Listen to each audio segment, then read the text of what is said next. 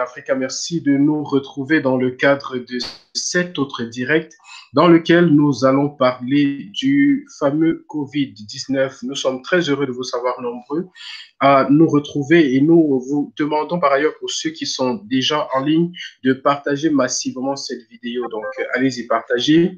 Le temps que nous puissions avoir d'autres personnes en ligne. Vous voyez, le docteur, il est déjà avec nous. Je vais vous le présenter tout à l'heure. Mais avant, je vous demande, s'il vous plaît, de partager, partager, partager. Ainsi, on pourra être assez nombreux à être au courant de ce que nous allons vous communiquer aujourd'hui. Nous sommes avec un médecin urgentiste. Donc, vous imaginez bien on est avec quelqu'un qui en sait, qui est au four et au moulin chaque jour. Donc, il sait de quoi il est question. Il pourra nous en dire plus sur comment il passe ses journées. Et vous, bien entendu, pourrez lui poser toutes les questions que vous voudrez. Vous pourrez les envoyer via notre lien Telegram au +39 327 620 43 11 ou simplement en commentaire sur le direct. Nous serons très heureux si de vous retrouver toujours nombreux. Alors, pour les 4 personnes qui sont déjà en ligne, partagez, partagez, partagez. Partagez tout simplement. Alors,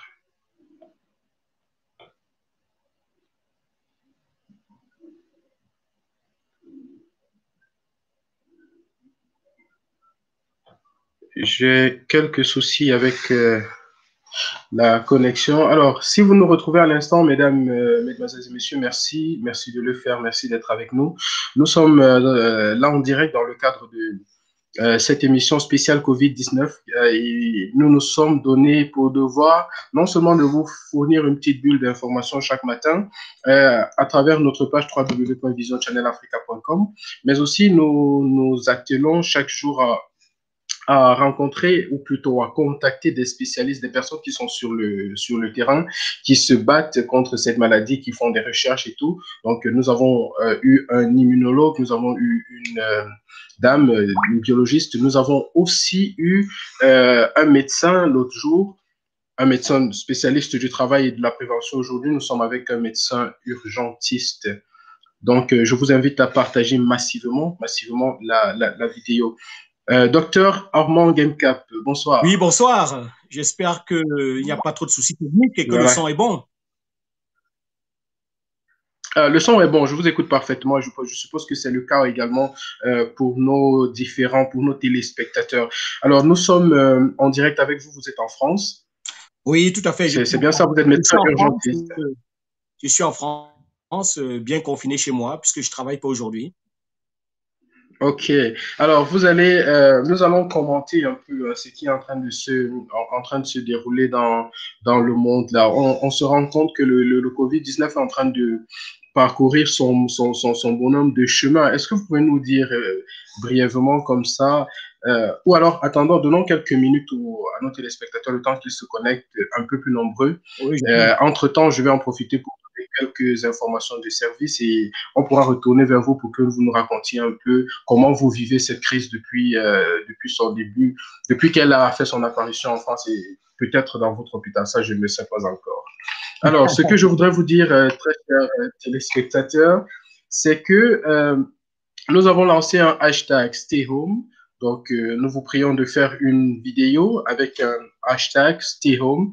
Vous délivrez un message de 20 secondes chrono. Vous envoyez à la rédaction de Vision Channel Africa à travers notre page et bien entendu, nous nous chargerons de la publication de ce dernier. Ce que je voudrais dire aussi, c'est que nous sommes en Italie. Et aujourd'hui, ce matin, précisément, nous avons appris la triste nouvelle du décès d'un de nos compatriotes du côté de Pise. Il s'agit du regretté Christin Kandem, qui malheureusement n'est plus des nôtres. Seulement, nous avons été au courant du fait que certaines personnes ont publié sur Internet qu'il est décédé du Covid-19.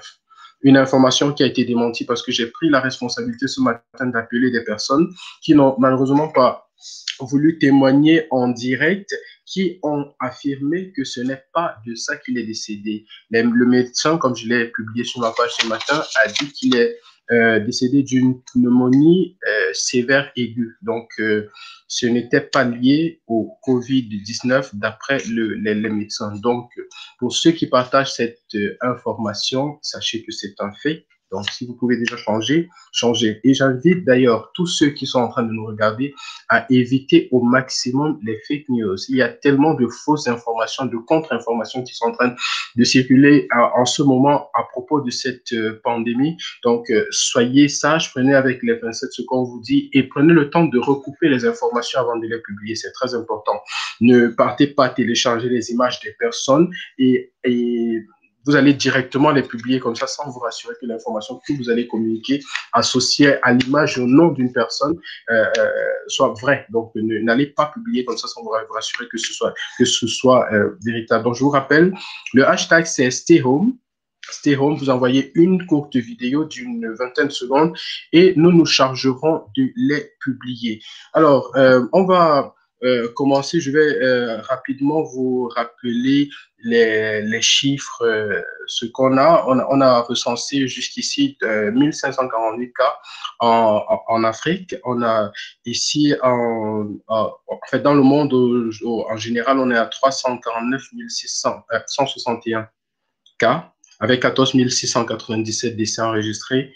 Et l'Europe est le continent le plus affecté. Vous le savez bien, l'Italie est en tête. Donc, voilà, je vous invite à aller sur notre page www.visionchannelafrica.com pour être au courant, pour lire la bulle qui a été publiée là-bas. Alors, mesdames et messieurs, nous sommes aujourd'hui avec le docteur Armand Genka. Bonsoir, docteur Ufalupus. Oui, bonsoir. Bonsoir à tous les auditeurs, hein, vraiment les téléspectateurs, tous les Facebookers de Visual Channel Africa. Nous sommes bien en direct là.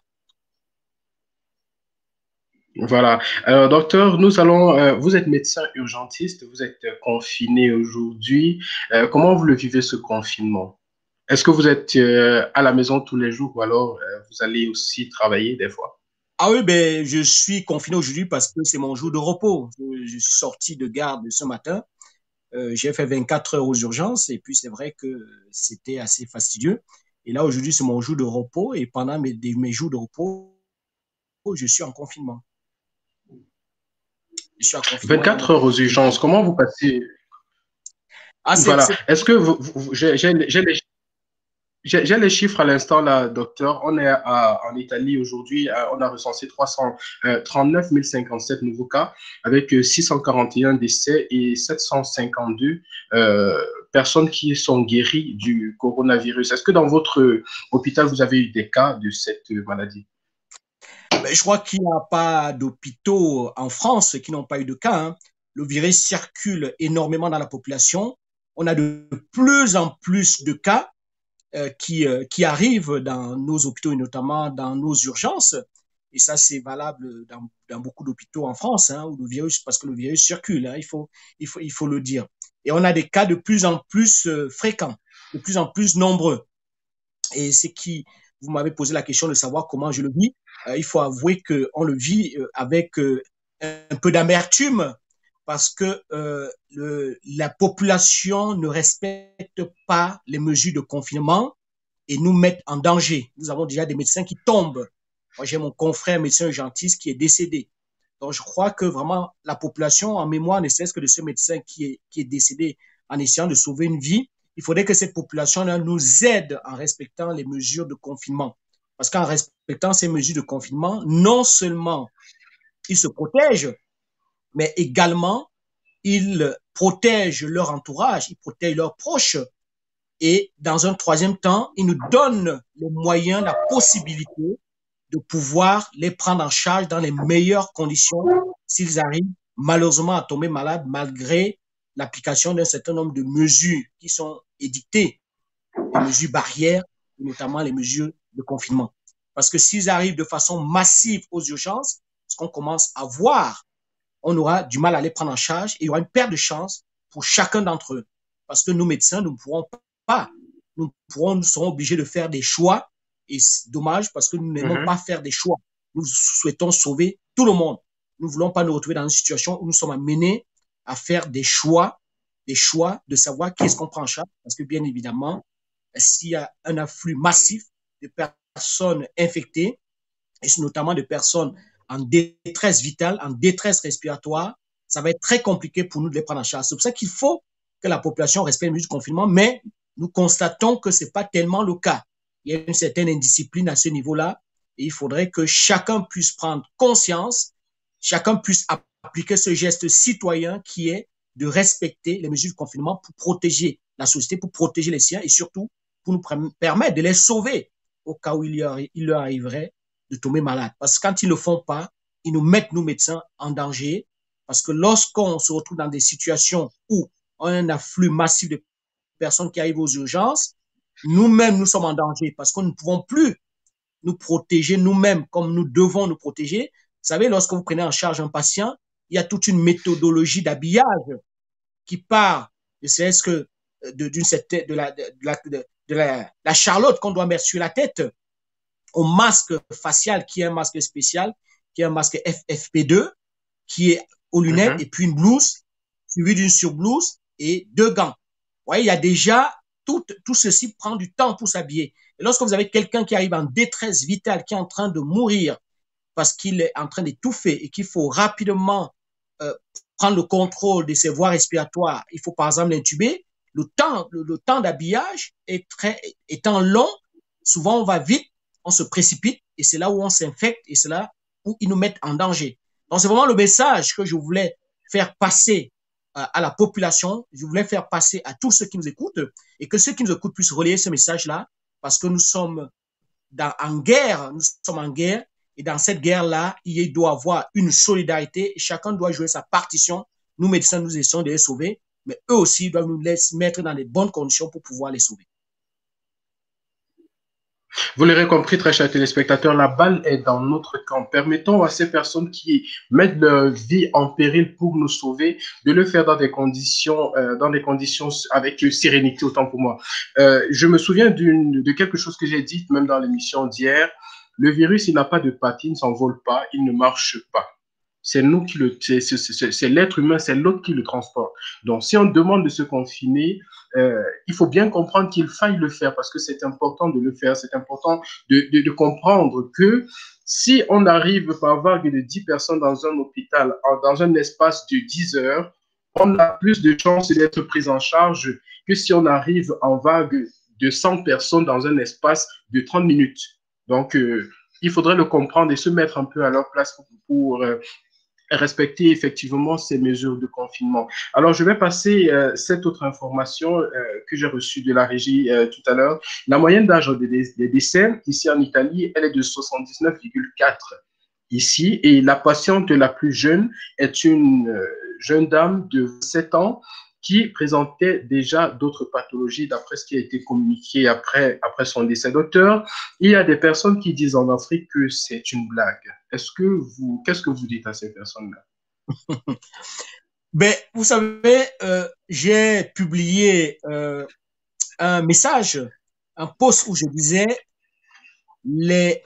l'Europe panique, les Européens paniquent, les Africains dansent, les Camerounais dansent, parce que je suis d'origine camerounaise. Ça veut tout dire. Ça veut dire que nous n'avons absolument pas pris conscience du danger.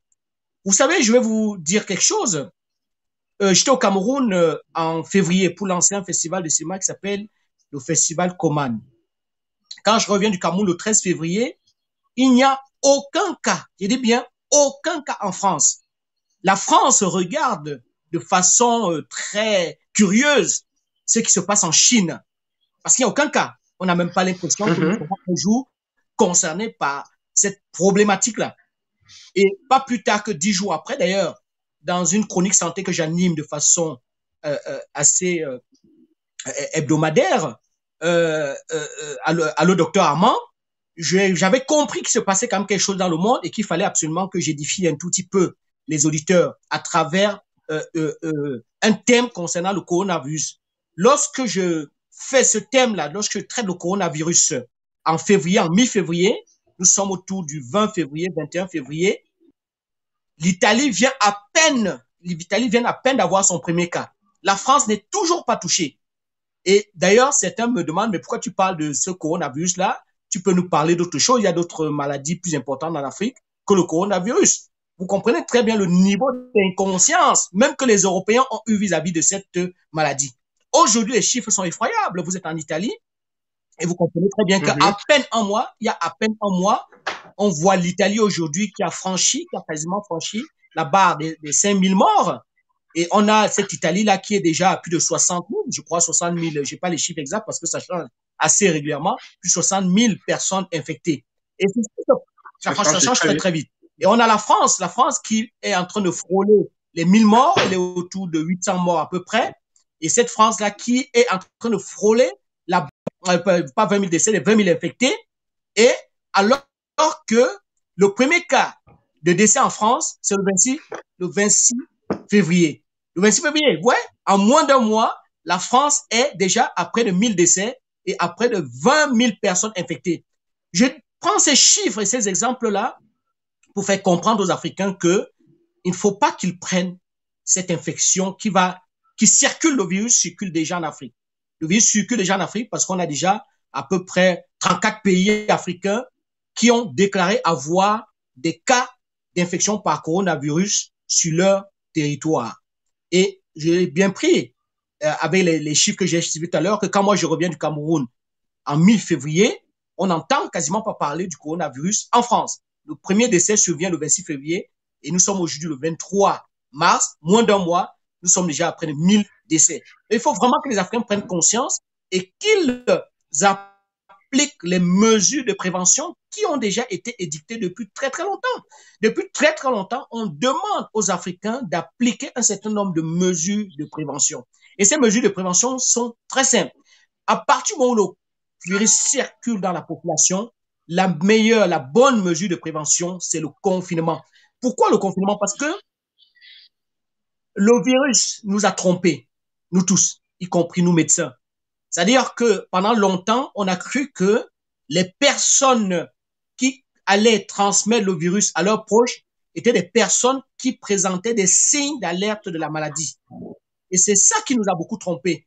Moi, par exemple, dans une chronique la première chronique santé que je fais sur le coronavirus, je dis, et je me suis trompé à ce moment-là, parce que on n'avait pas ces informations-là. On avait les informations venant de la Chine, mais on n'avait pas encore des informations qu'on a aujourd'hui, parce que les informations que je donne aujourd'hui au public, au grand public, à mes frères et mes sœurs, c'est des informations recueillies sur le terrain, d'une expérience de terrain. Ce n'est plus des informations recueillies dans une bibliographie ou dans des publications, non. Ces informations recueillies par rapport à une expérience sur le terrain, par rapport à un combattant de ce coronavirus-là qui est sur le terrain au quotidien et qui vit des choses.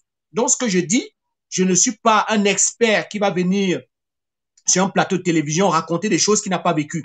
Je parle des choses que je vis au quotidien. Donc, le virus circule.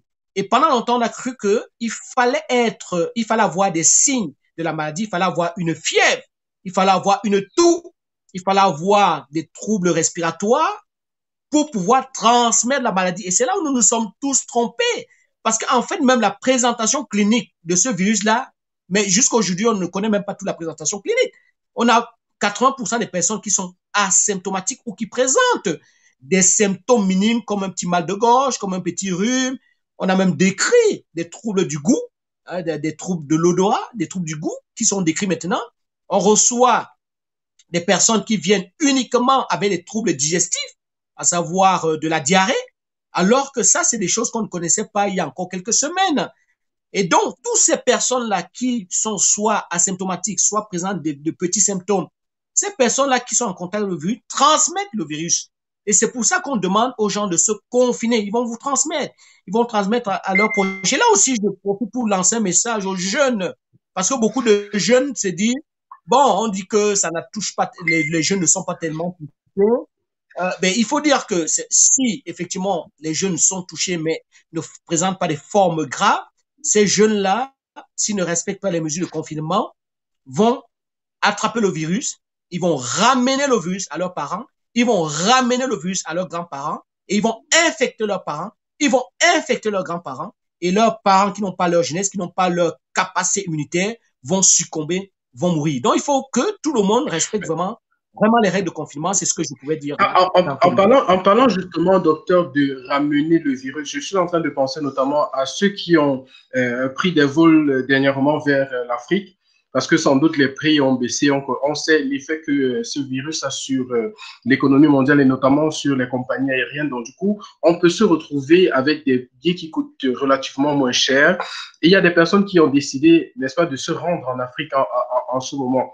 Moi, ma crainte, c'est beaucoup plus au niveau de la prise en charge possible parce que vous êtes médecin urgentiste, je pourrais me tromper, donc si je me trompe, je vous prie de rectifier tout de suite. Il faudrait, lorsqu'il faille assister des personnes artificiellement par une respiration artificielle, ça demande des moyens assez lourds et je ne pense pas que il y ait plusieurs hôpitaux en Afrique subsaharienne, je parle notamment en Afrique centrale, en Afrique de l'Ouest, des hôpitaux qui puissent prendre en charge ces personnes-là aussi rapidement et aussi efficacement. D'où la raison, cet appel-là à respecter ces règles de confinement. Docteur, on a notamment, j'ai eu ici dans le cadre de cette émission aussi un immunologue qui a dit que jusqu'ici, on n'a pas retrouvé de bébés, d'enfants en dessous de l'âge, disons, de 10 ans, de 7-10 ans, qui soient infectés par cette maladie.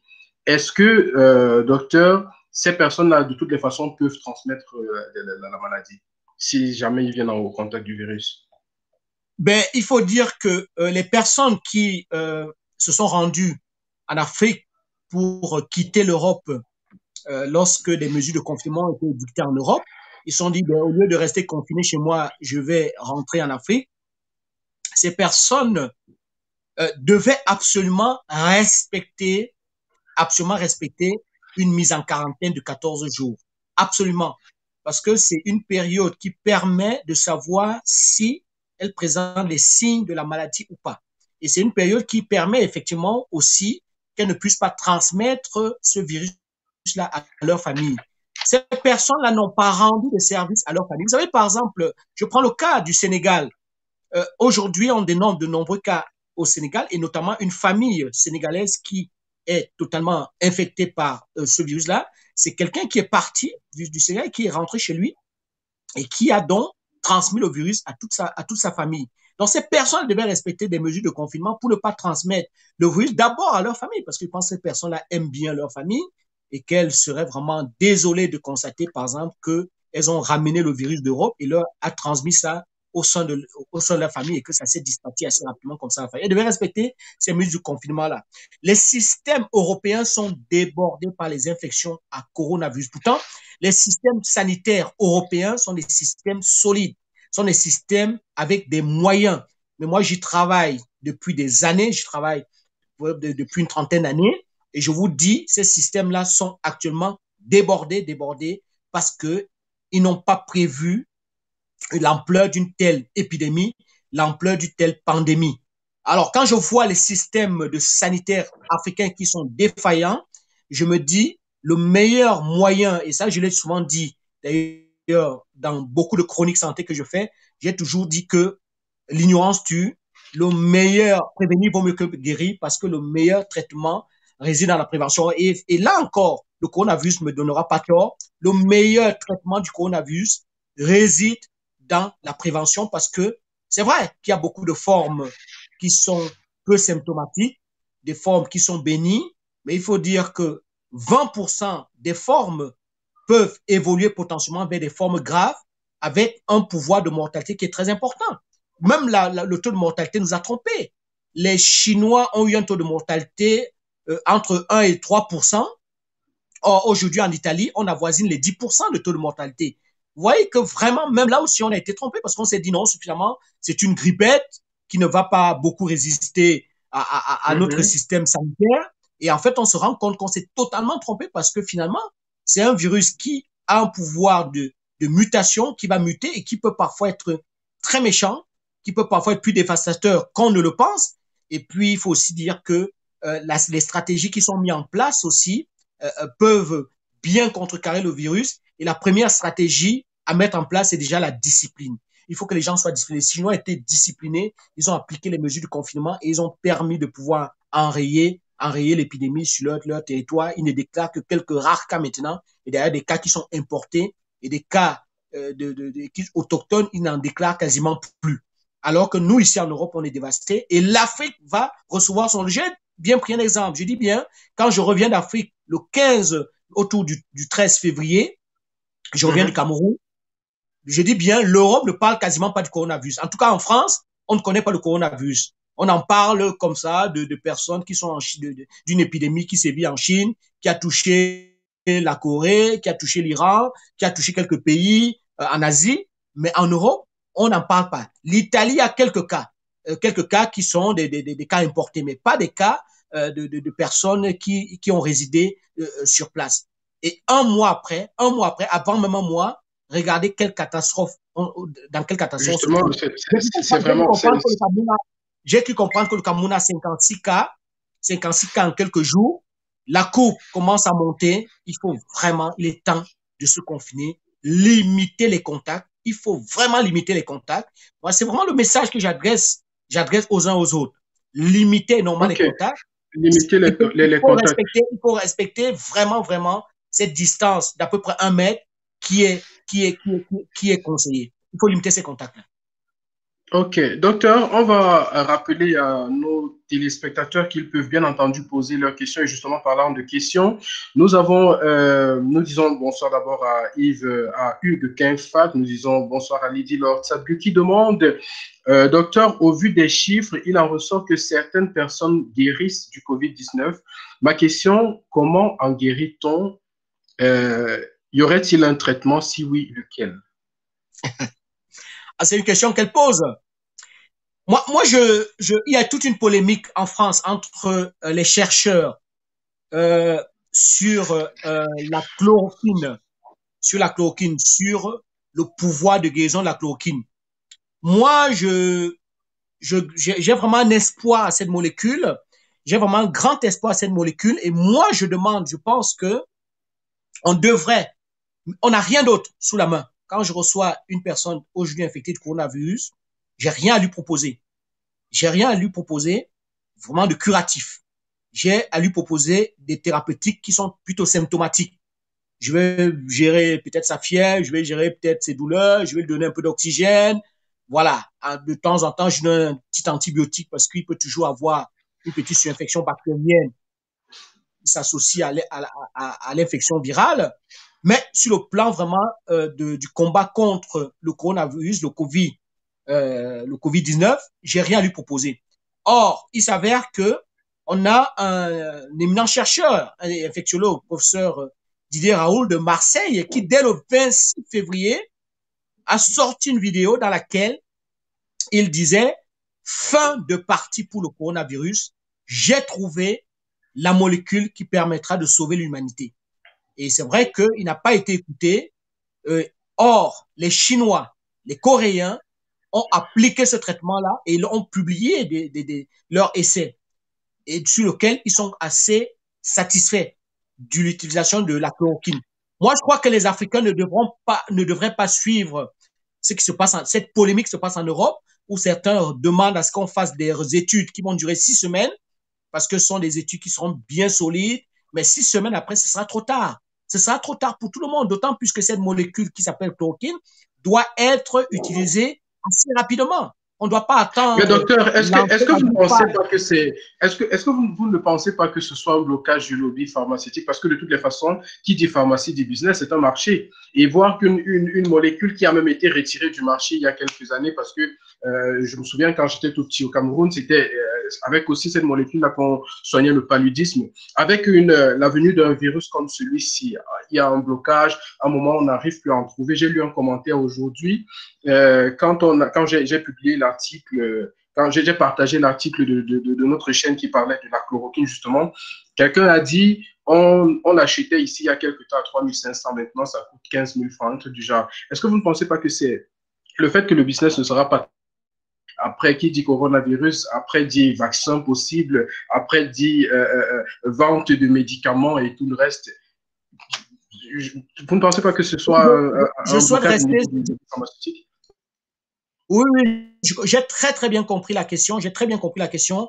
mais je préfère rester sur le terrain médical et rester sur mon couloir de médecin et de ne pas rentrer dans des interprétations. Je pense qu'il y a énormément d'enjeux, il y a énormément d'enjeux financiers. Il y a des laboratoires qui sont à la recherche, à la recherche d'un vaccin. Ils disent qu'ils pourront avoir un vaccin d'ici 6 mois à peu près. Certains disent que le vaccin ne pourra être disponible que d'ici un an. Il y a d'autres laboratoires qui sont en train de développer des nouvelles molécules qui pourront effectivement soigner le coronavirus, mais pour l'instant, ils n'ont pas encore eu des essais qui sont assez concluants. Je suis pas naïf, j'ai très bien compris qu'il y a énormément d'enjeux financiers en jeu et que la chloroquine, qui est une molécule que nous connaissons très bien en Afrique, hein, nous la connaissons très bien, c'est une vieille molécule qui est d'ailleurs tombée dans le domaine public, puisque c'est une molécule qui a été découverte depuis les années 49, hein, vous voyez, ça remonte vraiment à très très longtemps, qui après a été retirée un tout petit peu du marché parce qu'il y avait d'autres nouvelles molécules qui avaient été trouvées pour traiter de façon plus efficace le paludisme, d'autant plus que on avait constaté certaines résistances à la chloroquine au niveau du traitement et même au niveau de la chimioprophylaxie antipalustre. Mais c'est une molécule qui existe toujours puisqu'elle continue à être utilisée sous une autre forme, qui est l'hydroxychloroquine plaquenil, hein, qui est utilisée notamment pour traiter des maladies, certaines maladies comme le lupus. Donc, c'est une molécule qui existe toujours. Elle est toujours en vente dans les pharmacies, peut-être sous une autre forme. Moi, je pense que c'est une molécule que l'Afrique peut produire. C'est pas compliqué à produire cette molécule-là. L'Afrique peut la produire. Et moi, je pense que il ne faudrait pas que nous nous privons de cette molécule-là, il faudrait qu'on puisse l'utiliser parce que si on a un essai fait à Marseille, en Europe, qui, même si l'échantillon est très faible, 24 patients, mais avec des résultats quand même très prometteurs, et qu'on a deux essais, un fait par les Chinois et un autre fait par les Coréens, qui l'ont utilisé avec efficacité. D'ailleurs, quand on parle de stratégie, de stratégie de combat contre le coronavirus, il faut dire que les Chinois n'ont pas utilisé que le confinement. Les Chinois ont utilisé le confinement, mais ils ont associé une stratégie thérapeutique avec la prise de chloroquine dès qu'ils détectaient, parce qu'ils ont fait ce qu'on appelle le dépistage de masse. Ils dépistaient en masse les personnes qui étaient infectées par le coronavirus. Et dès que les personnes étaient infectées par le coronavirus, ils leur donnaient la chloroquine et ils se sont rendus compte que assez rapidement, la présence du virus disparaissait assez rapidement lorsqu'ils faisaient des tests de contrôle par la suite. Je crois qu'au bout de 6 jours, ils avaient une disparition du virus, alors que jusqu'à 20 jours, il y a des personnes qui portaient encore le virus jusqu'à 20 jours. Ouais, donc, moi, je pense que l'Afrique ne doit pas se priver de ça. C'est une molécule que nous connaissons très bien. Il y a quelques toxicités cardiaques, mais nous l'avons utilisée dans le paludisme. Nous n'avons pas eu autant de toxicité que ça lorsqu'on l'utilisait dans le cadre du traitement du paludisme. Nous sommes en guerre, il faut qu'on puisse utiliser tout le monde à notre disposition.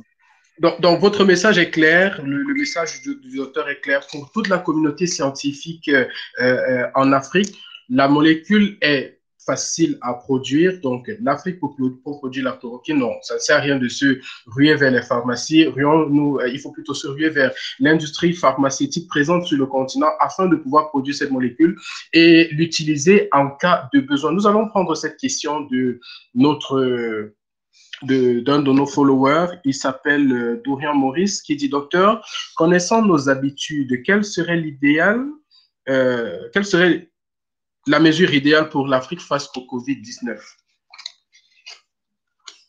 Ah oui, parce que qui dit se confiner veut dire arrêter. On sait qu'il y a des gens qui vivent, qui sont mototaximens et qui vivent au jour le jour. Ils n'attendent pas un salaire en fin du mois. Donc, on imagine que toutes les aides sociales qu'on pourrait imaginer ici en Occident, là-bas, ça n'existerait pas. Ça veut dire rester 30 jours à la maison, veut dire 30 jours sans aucune entrée et sans attendre aucune aide du gouvernement. Et je pense que c'est même une des raisons pour lesquelles beaucoup de gens ont du mal à suivre cette loi de confinement. Au passage, il y a Lydie Laure qui vous dit merci pour la réponse à sa question. Oui, je comprends très bien qu'avec notre mode de vie, qui est un mode de vie sociétal, nous vivons en communauté et parfois nous n'aurons pas toujours les moyens d'avoir des grands appartements, d'avoir ceci.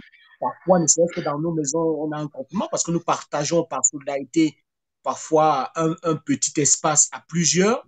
Je comprends que ce n'est pas évident, ce n'est pas facile.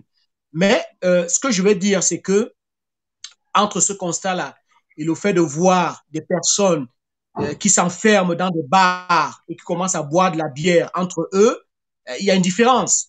Il y a une différence entre le mototaxi qui est obligé de... Ici en Europe, vous savez, c'est pas tout le monde qui est confiné. Hein. Il y a des métiers, des personnes qui ne peuvent pas faire autrement que de nourrir leur famille. Ils travaillent. Hein, Justement, il y a ces coursiers qui continuent de travailler. Avec une dérogation, en disant, ben, moi, je peux pas rester sans travailler. Ils travaillent. Les taxis continuent de tourner ici en Europe et notamment en France où je suis. Les taxis continuent. Si vous avez besoin d'un taxi, vous allez avoir un taxi qui va venir vous chercher. Mais ils ont une dérogation. Mais il y a une différence entre des personnes qui vont s'enfermer. On demande de fermer des bars. Je vais prendre le cas du Cameroun à 18 heures. Et des personnes s'enferment à l'intérieur du bar pour boire leur bière. Il y a une différence. Là, il y a de l'incivisme. Alors que la personne qui sort de sa maison pour aller chercher de quoi nourrir sa famille, il y a une raison. Donc, vous voyez, il faut qu'on arrive à faire le juste milieu. Or, aujourd'hui, qu'est-ce qui se passe? Qu'est-ce que je constate, notamment au Cameroun, que je maîtrise parce que je suis encore originaire du Cameroun, on ne respecte pas. On ne respecte pas ça du tout. Les gens pensent que le coronavirus, c'est que des histoires. D'ailleurs, quand on est dans les réseaux sociaux, on se rend compte que leur intérêt est plutôt ailleurs, et plutôt dans le Congo-Ça et autre chose. Ils ne prennent pas conscience. Et on voit d'ailleurs beaucoup de personnes qui meurent, hein, beaucoup d'Africains qui commencent à mourir de ce coronavirus, ne cesse même qu'ici en Europe. Donc, je voulais vraiment envoyer un message pour dire, c'est vrai, ce n'est pas facile. On vous demande de vous confiner, mais le confinement n'est pas évident. Mais essayez de faire un maximum quand même. Essayez de faire un maximum en limitant les contacts. Essayez de limiter au maximum les contacts avec votre prochain, votre voisin.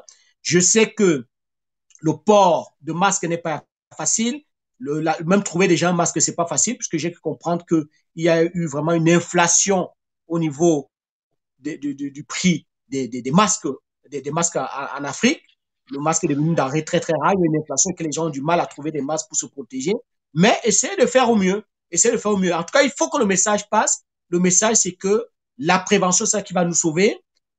Moi, je fonde un petit espoir sur l'utilisation de la chloroquine en Afrique parce que l'Afrique a eu cette chance de venir en dernier. C'est-à-dire que l'Afrique a vu ce qui s'est passé en Asie, l'Afrique a vu ce qui s'est passé en Europe ou ce qui se passe en Europe, et l'Afrique maintenant peut tirer les leçons de ce qui s'est passé en Afrique. L'Afrique peut tirer les leçons de ce qui s'est passé en Europe et à partir des leçons-là, essayer de se créer un modèle de prévention, d'essayer de créer une stratégie de prévention adaptée un tout petit peu à ses mœurs, adaptée un tout petit peu à sa façon de vivre. Et moi, je crois que dans cette stratégie-là, on ne peut pas se passer du confinement parce que le confinement reste quand même l'une des meilleures stratégies de prévention. Après, il y a autre chose dans la prévention. Il faut que les uns et les autres comprennent qu'ils doivent avoir un certain civisme, ils ne doivent pas tousser en plein air, ils ne doivent pas cracher en plein air, ils ne doivent pas éternuer en plein air, ils doivent le faire dans leur coude, ils doivent utiliser un mouchoir dont ils devraient se débarrasser assez rapidement. C'est pas toujours évident d'avoir un mouchoir qu'on va jeter toutes les secondes parce qu'économiquement, on n'a pas ces moyens-là. Mais il faut se débarrasser de ce mouchoir-là, éviter que quiconque, les enfants ou quiconque touche ce mouchoir-là. Il faut se laver régulièrement les mains. Vous allez me dire, oui, mais on manque d'eau, on a des problèmes d'eau, on a des problèmes de ceci. C'est vrai, je suis tout à fait d'accord, mais essayons de faire au mieux.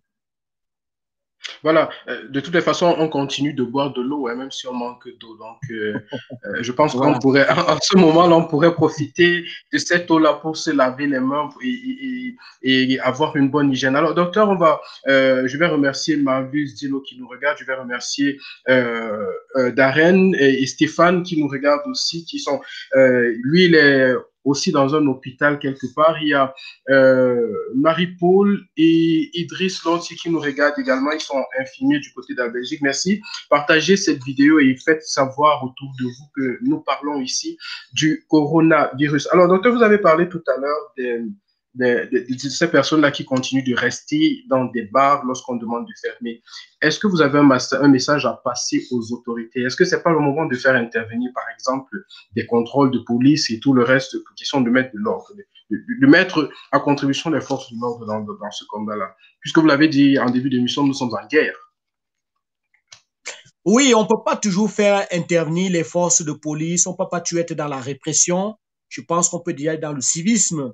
Je pense que les uns et les autres peuvent déjà comprendre que dans un premier temps, il faut vraiment que les gens comprennent que le confinement est un geste citoyen, se confiner est un geste citoyen, se confiner, c'est protéger la société, se confiner, c'est se protéger soi-même, se confiner, c'est protéger son entourage, se confiner, c'est protéger sa famille, parce que si vous sortez, que vous attrapez le virus, que vous ramenez le virus à la maison et que vous infectez votre famille, le prix est très cher à payer. Il faut que les uns et les autres comprennent ça.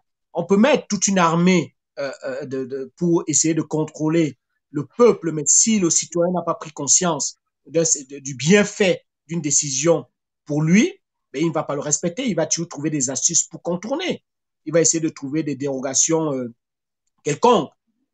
Et donc, moi, je pense que dans un premier temps, il ne faut pas qu'on soit tout répressif.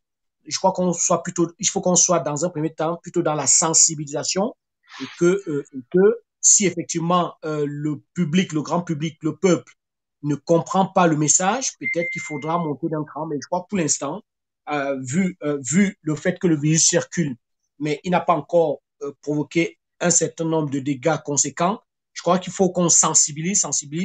Mais si on se rend compte que les uns et les autres ne comprennent pas ce message, il faudra passer plutôt dans la répression. Et c'est d'ailleurs ce qui se passe en France. Vous savez, en France, lorsqu'on ne respecte pas une mesure de confinement, on est pénalisé, je crois, à 135 euros.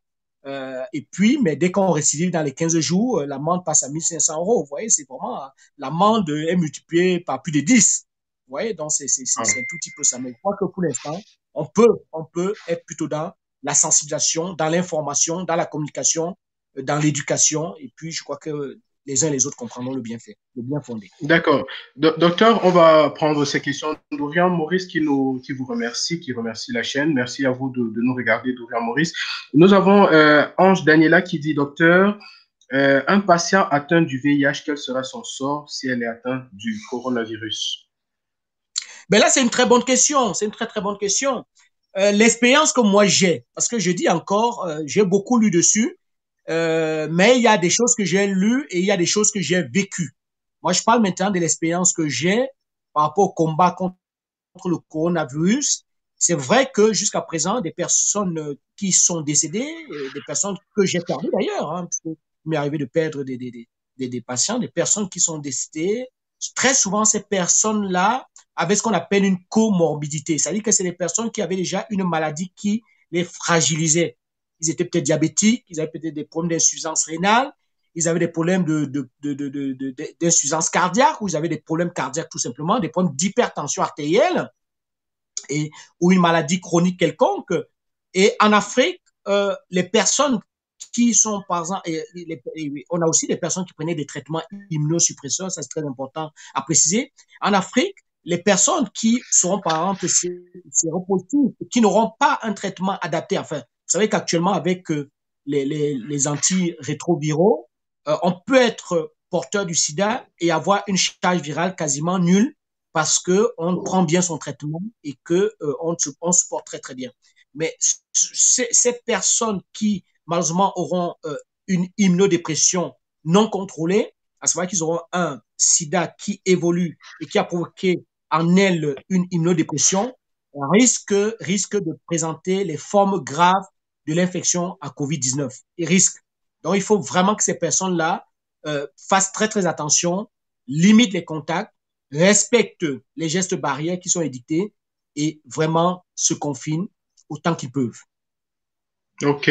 Donc, on prend cette autre question. Lorsqu'un patient arrive avec des soupçons, quel est le protocole qui est tout de suite déclenché en tant que, vous, en tant que médecin urgentiste? Qu'est-ce que vous faites lorsque quelqu'un arrive avec des symptômes de COVID, en fait, un soupçon d'infection à COVID-19? Bah oui, on va parler. Alors, il y a deux choses. Hein. Soit la personne a des signes de COVID-19, soit la personne a des soupçons. La personne vient parce qu'elle estime qu'elle est peut-être infectée par le COVID-19, parce qu'elle a été dans un entourage où il y avait peut-être quelqu'un qui était porteur du COVID-19, où elle a été dans une zone à risque du COVID-19. Les choses ont beaucoup changé. Hein. Si les uns et les autres prennent les chroniques santé que j'ai fait il y a encore 3 semaines, ils verront que les choses ont beaucoup changé.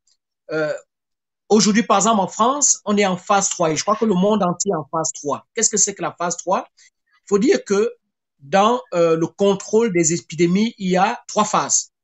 Il y a même 4, mais les 3 premières phases. La première phase, chacun essaye d'éviter à ce que le virus rentre dans sa zone, dans son pays, par exemple. Ça, c'est ça là, ce qu'on appelle la phase 1. La phase 1, c'est-à-dire que nous faisons tout pour que le virus reste là où il est et qu'il ne pénètre pas notre zone de compétence, notre zone de protection ou dans notre pays.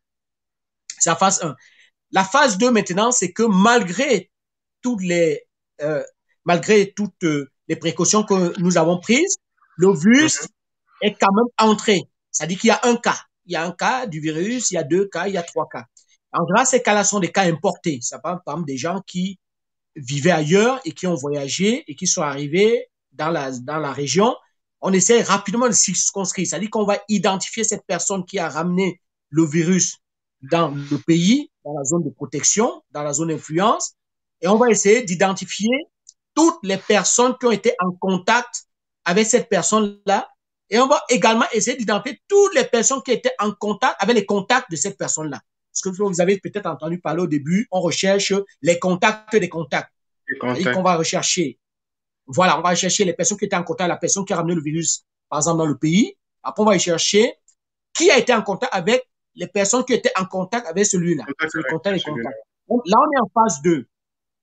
On passe en phase 3 lorsque, malheureusement, on ne peut plus rechercher les contacts des contacts parce que il y a tellement une diffusion du virus dans la population qu'on ne peut plus les rechercher.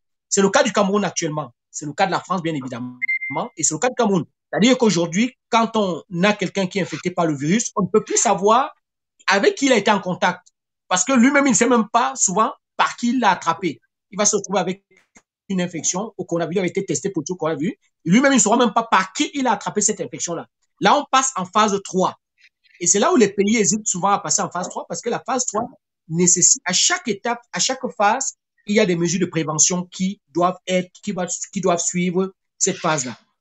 Quand on passe en phase 3, la mesure de prévention qui doit être appliquée, c'est le confinement, puisque toutes les autres mesures ont déjà été appliquées avant.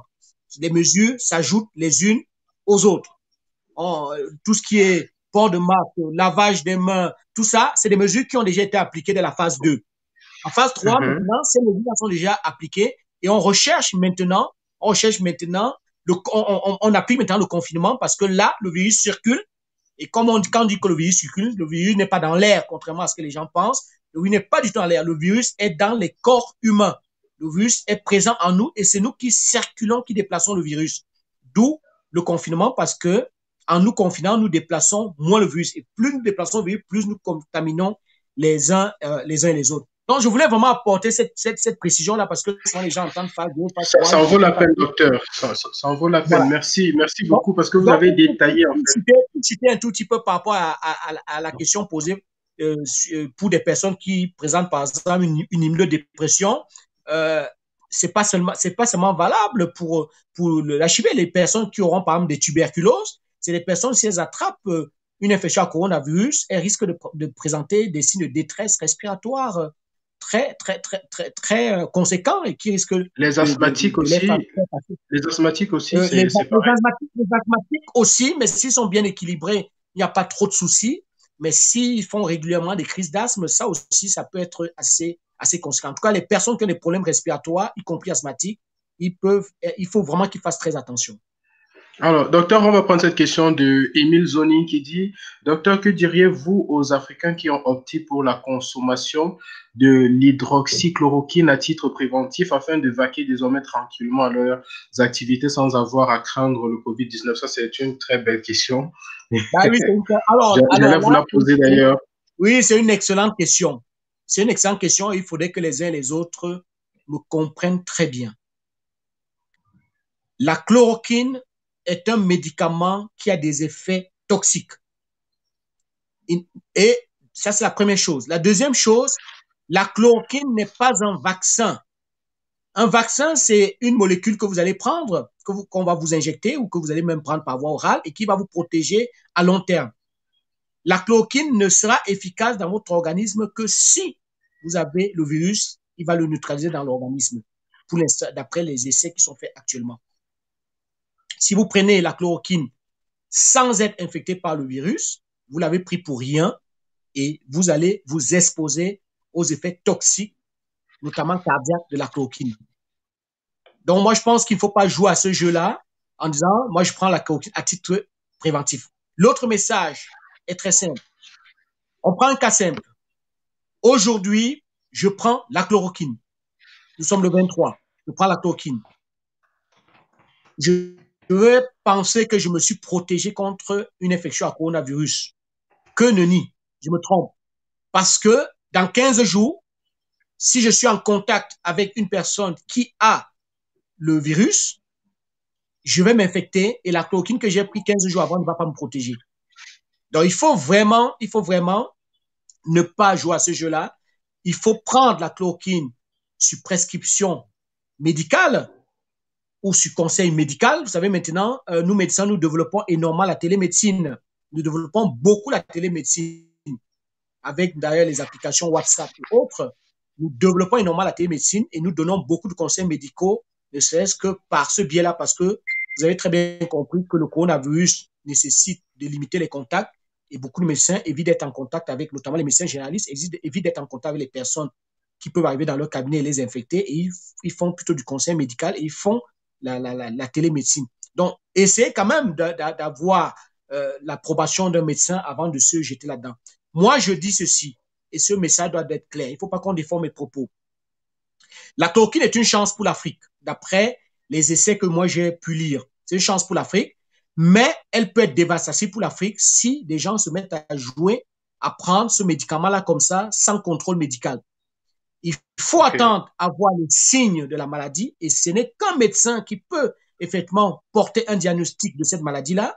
Je crois qu'au Cameroun, par exemple, ils ont développé un 15-10 qu'on peut appeler. Effectivement, on va peut-être tomber sur un conseil médical. En tout cas, vous avez des médecins autour de vous, vous avez leur numéro, vous avez ceci, vous pouvez toujours les appeler, décrire vos symptômes et ils vont vous dire si vous pouvez prendre ce médicament, si vous l'avez à votre disposition. Mais si vous l'avez à votre disposition, vous êtes conscient, stock, ne vous permettez pas de le prendre comme ça parce que vous mettez en danger, vous fuyez le coronavirus pour aller tomber dans une toxicité médicamenteuse qui n'est pas non plus négligeable. Voilà ce que je voulais passer comme message par rapport à cette prise de chloroquine intempestive dont certains voudraient commencer à prendre par psychose. N'entrons pas dans la psychose. La chloroquine peut être une chance pour nous parce que ça peut être une alternative thérapeutique pour nous, Africains, ce que nous n'avions pas jusqu'à présent. Et ça peut être une grande chance, mais ne nous jetons pas là-dessus comme ça par automédication parce que là, nous risquons non seulement de priver ceux qui en ont besoin, parce que si les non-malades se mettent à faire des stocks de chloroquine, ceux qui sont malades vont faire comment? Je crois que c'est un message quand même aussi qui concerne un tout petit peu un certain civisme. Ok, docteur, merci beaucoup. Émilie Zoni, merci pour votre question. J'espère que le docteur y a répondu avec beaucoup de précision. Nous vous rappelons que vous pouvez toujours nous joindre, poser vos questions via Telegram ou en direct sur les commentaires, là en commentaire.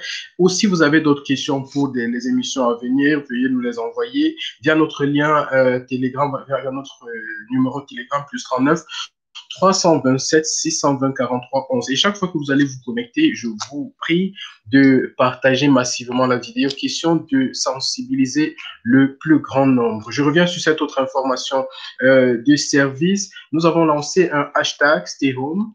Le hashtag c'est Stay Home. Donc, vous faites une petite vidéo de 15 secondes, 15 à 20 secondes avec un bout de papier sur lequel vous aurez écrit le hashtag Stay Home.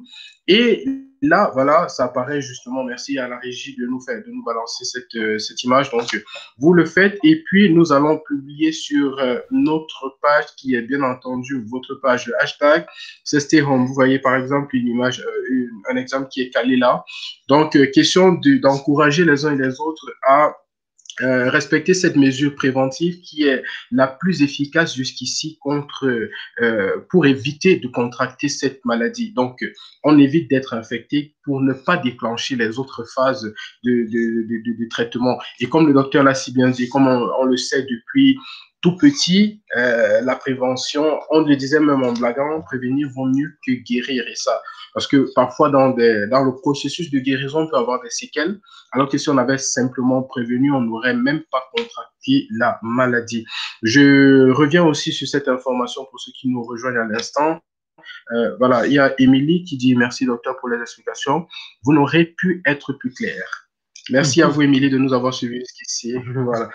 On va rappeler à ceux qui ont vu l'information selon laquelle un Camerounais serait décédé en Italie de suite de coronavirus ce matin. L'information a été démentie. Donc, le compatriote qui est parti est décédé d'une pneumonie aiguë. C'est ce qui a été publié, c'est ce qui a été dit par les médecins qui ont appelé le proche qu'on a appelé ce matin pour informer de la situation. Donc, l'information était fausse et on redit encore, toutes ces fausses informations qui sont en train de circuler sur le net, prenez le temps de les recouper avant de les diffuser. C'est vrai qu'avec l'avenue des réseaux sociaux, tout le monde devient journaliste, tout le monde devient chroniqueur, tout le monde peut devenir blogueur et tout. Mais sachez que les informations qui sont diffusées peuvent détruire des vies. On a des exemples. Par exemple, la semaine dernière, on a eu des cas d'étudiants de Rome on accusait d'avoir échappé à la quarantaine au Cameroun. Ces étudiants qui étaient bien entendu en Italie, à Rome, dans leur chambre confinée. On a publié des documents personnels, des documents privés qui devraient se retrouver uniquement dans les bureaux de la police. On les a publiés et on a dit qu'ils étaient au Cameroun et qu'ils ont fui la quarantaine. Donc, évitez surtout de partager ce genre de fausses informations. Prenez le temps de les recouper avant de les partager.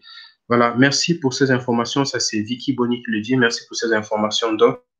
Alors, docteur, on va vers la fin de notre émission. Est-ce que vous avez quelque chose de précis à rappeler? Alors, je reviens sur cette question que j'avais préparée pour vous. Il y a des vidéos qui circulent notamment sur Internet qui invitent des personnes à fabriquer des masques eux-mêmes à partir du papier. Donc, on prend un papier surtout, on le plie d'une certaine façon avec une agrafeuse et des élastiques, on réussit à faire un masque. Est-ce que ça pourrait être efficace dans le combat qui est en train d'être mené en ce moment? Oui, alors, concernant l'utilisation du masque, il y a deux choses qu'il faut comprendre. La première chose, c'est que le port du masque évite à ce que la personne qui le porte projette, par exemple, des postillons, des gouttelettes de salive, des postillons, des crachats dans l'atmosphère. Donc, si cette personne est infectée, par exemple, si elle projette ces postillons-là, si elle éternue, elle va projeter ces gouttelettes infectées, par exemple, du coronavirus et va infecter l'entourage ou une personne qui, autour d'elle, va peut-être respirer ça et attraper une infection à COVID-19.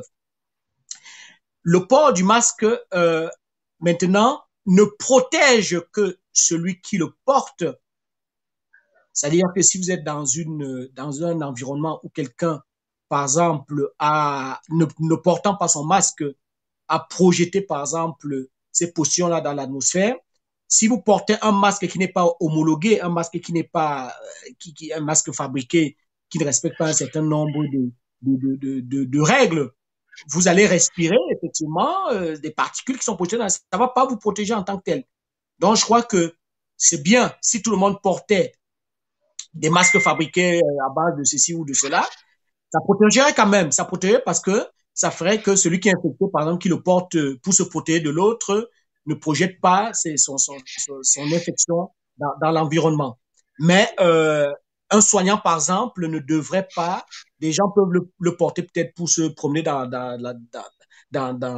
l'environnement, pour éviter de contaminer l'autre, mais un soignant, par exemple, ne devrait pas porter ce genre de masque-là pour, par exemple, prodiguer des soins à quelqu'un qui est infecté.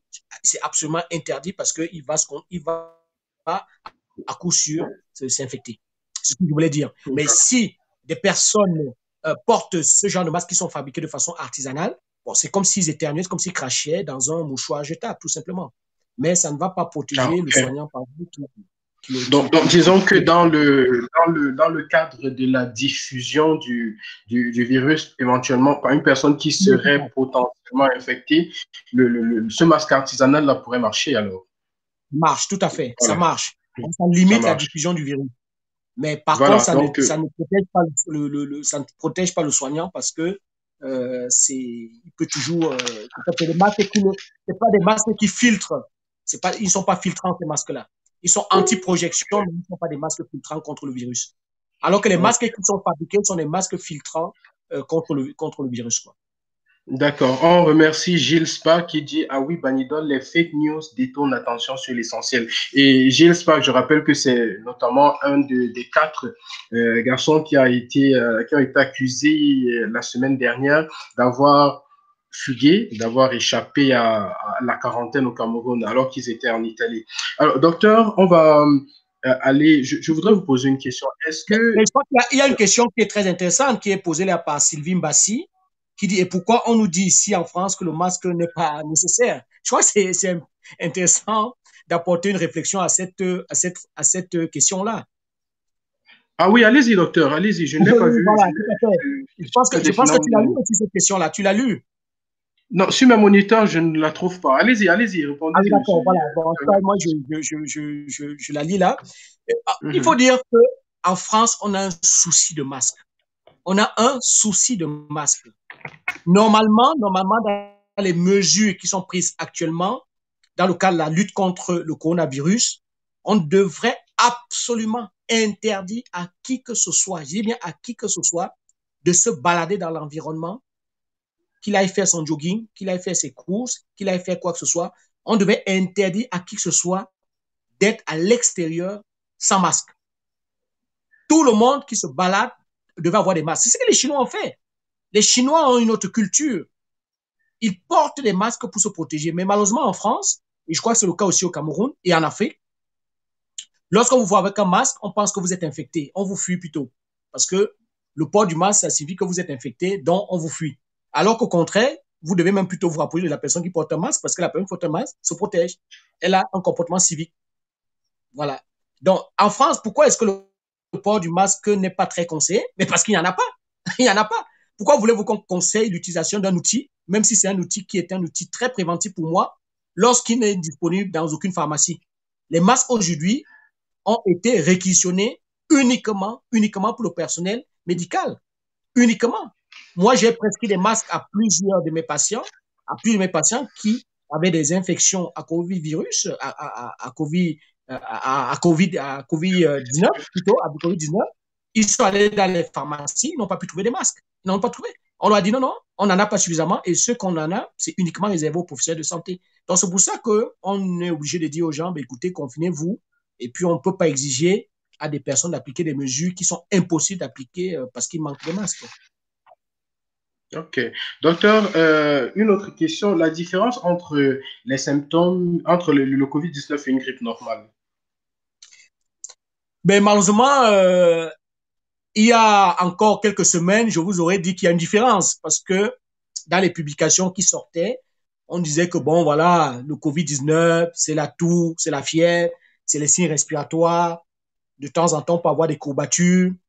Ce n'est pas le rhume, ce n'est pas le mal de gorge. Mais maintenant, on a des personnes qui viennent consulter, qui sont testées positives au COVID-19 et qui ont, pour simple manifestation, un mal de gorge, un rhume, et ils n'ont pas de fièvre. Et ils n'ont pas de fièvre. Donc, vraiment, les manifestations sont très... Mais il faut dire que, en général, les personnes qui viennent, il faut aussi que vraiment que les gens n'entrent pas dans la psychose.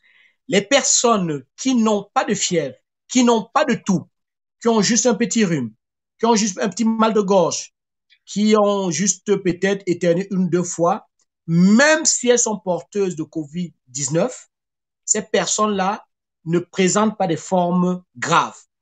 Elles vont se débarrasser de leur infection. Ça, c'est une expérience personnelle.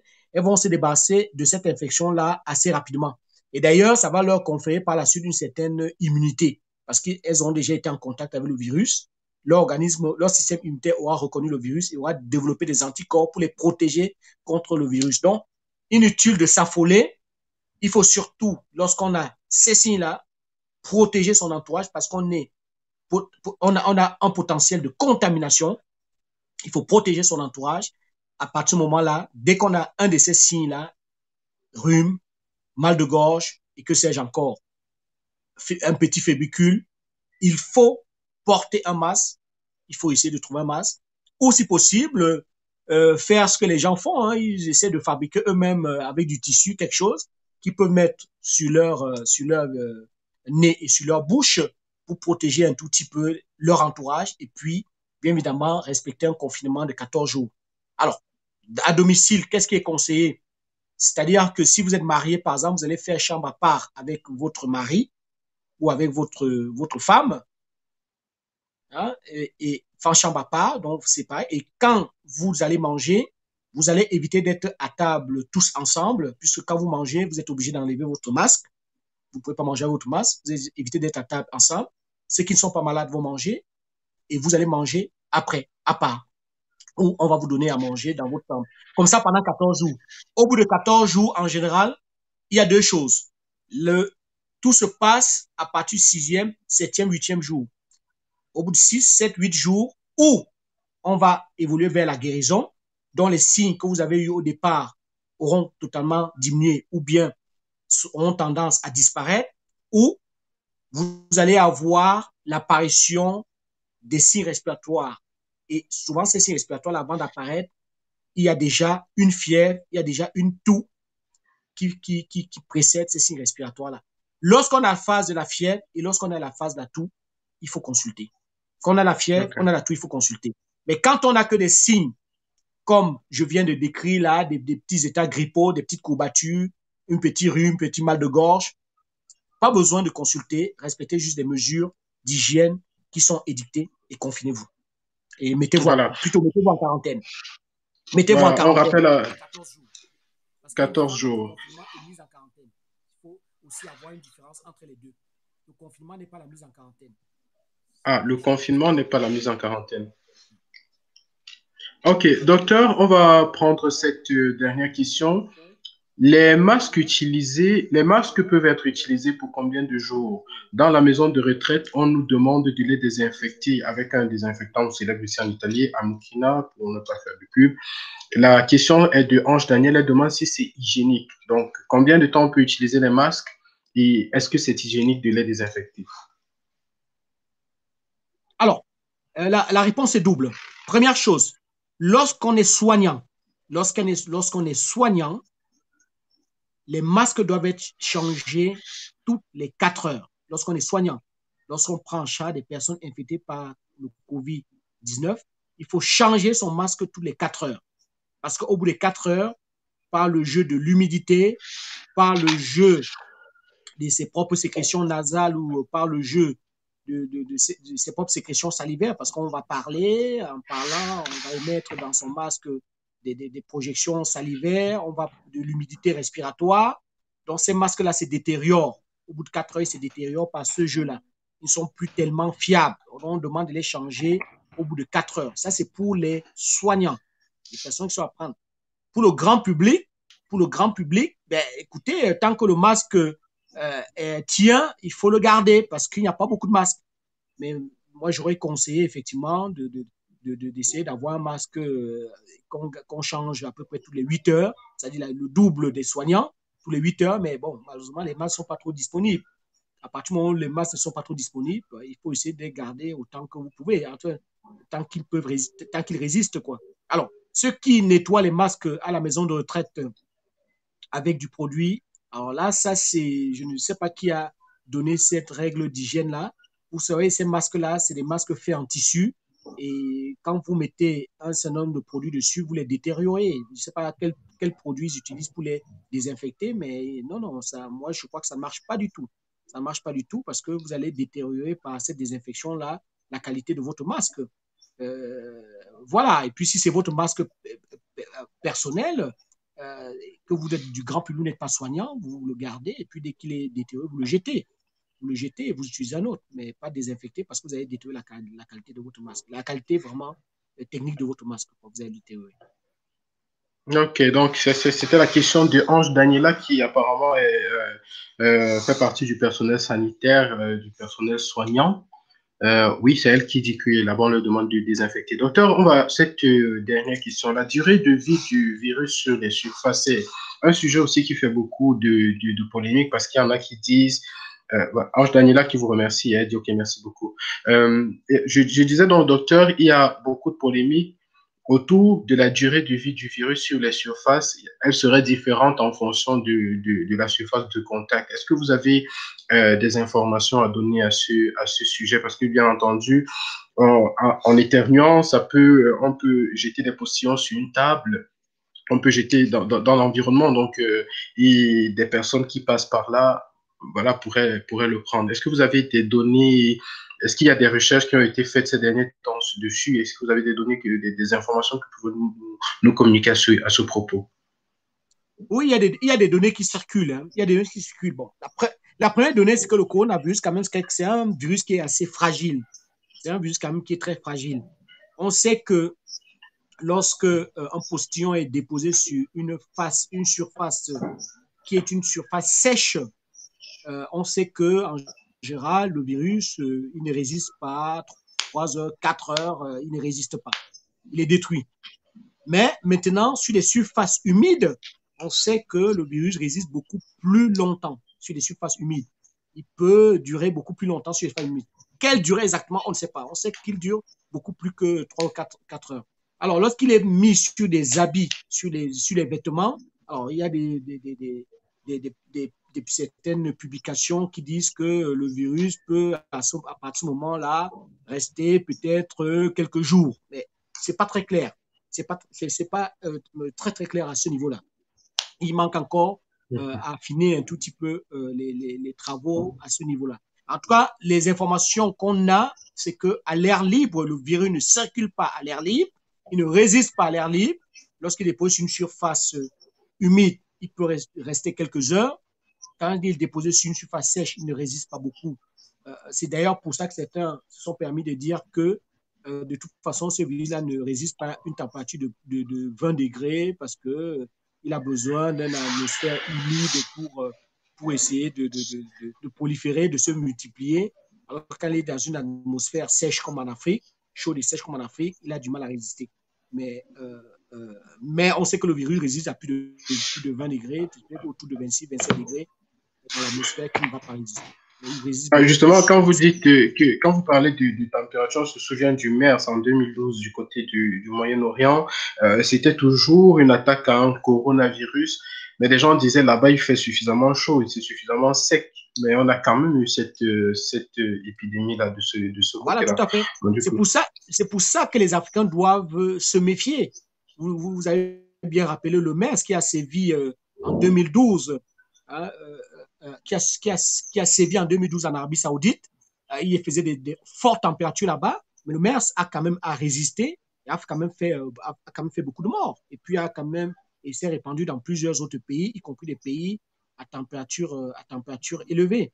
Donc, il faut se méfier. Il faut se méfier. Pour l'instant, c'est un virus qui n'est pas du tout connu. Les uns les autres le découvrent. On découvre sa sémiologie. On découvre vraiment sa présentation clinique. On ne connaît rien au niveau de son traitement, mais on a une approche par rapport à la chloroquine, par exemple. C'est un virus qui n'est pas du tout connu, mais on sait que d'autres coronavirus, dont les virus de cette famille-là, ont résisté à des températures beaucoup plus élevées. Et vous parlez du MERS tout à l'heure. Voilà. Docteur, nous sommes pratiquement à la fin de ce direct. Nous vous remercions grandement pour votre disponibilité. C'est un plaisir. Si vous avez peut-être un dernier mot pour clôturer.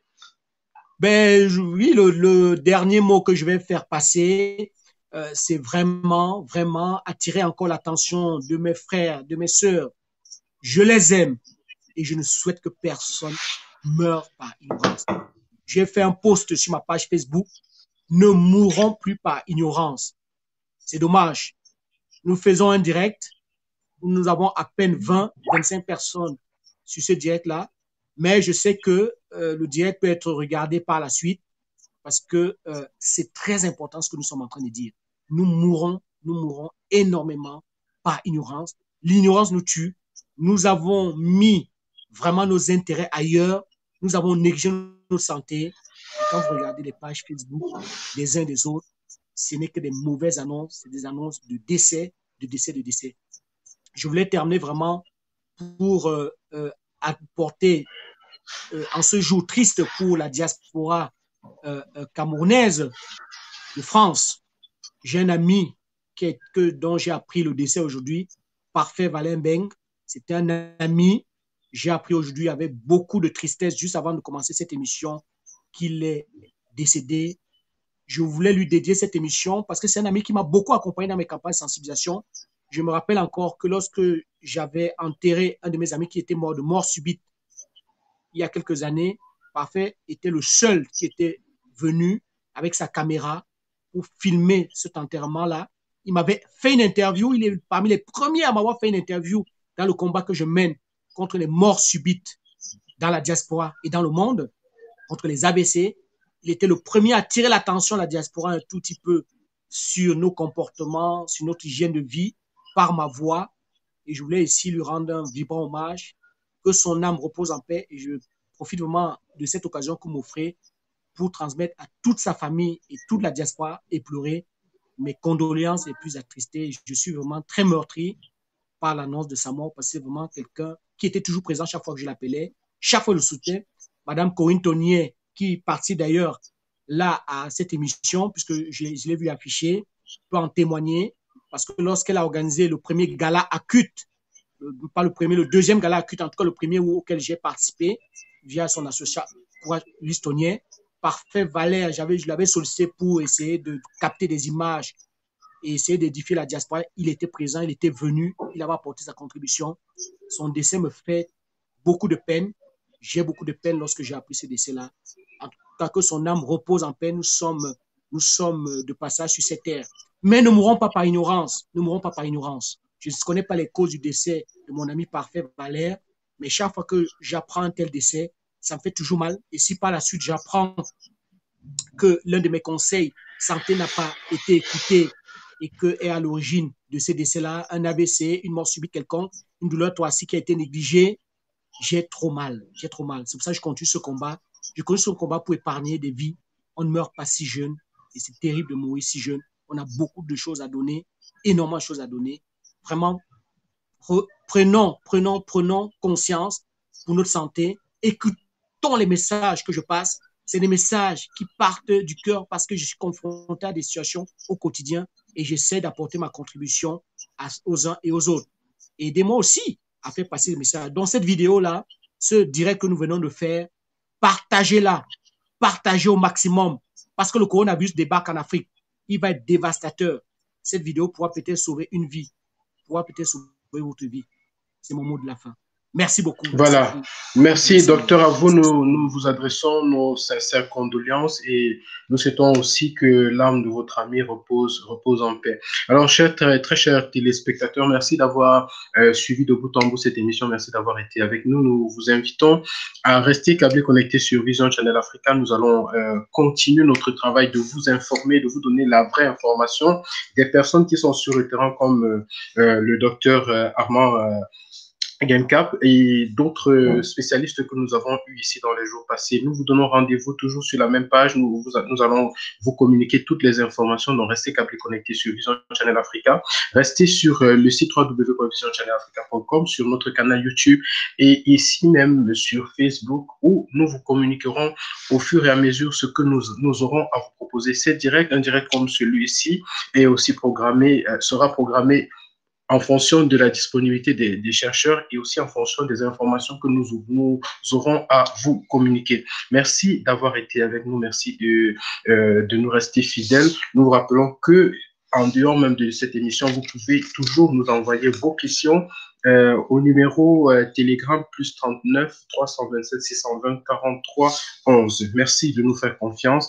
À très très bientôt. Au revoir et surtout, prenez soin de vous, prenez soin de votre entourage et restez chez vous. Au revoir. Au revoir.